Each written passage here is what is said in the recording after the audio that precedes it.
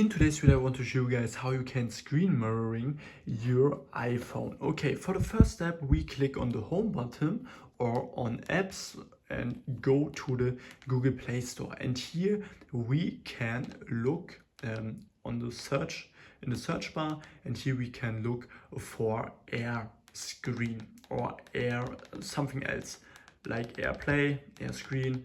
Click on it. So, and then we have Air, and here we have Air Mirror, cast to Android TV, or AirScreen. So we can click on it and it can open it. So, and then this will show up, and here you can go to like screen mirroring, and here we have the TV. We can click on it, and then the like screen will mirror to our TV.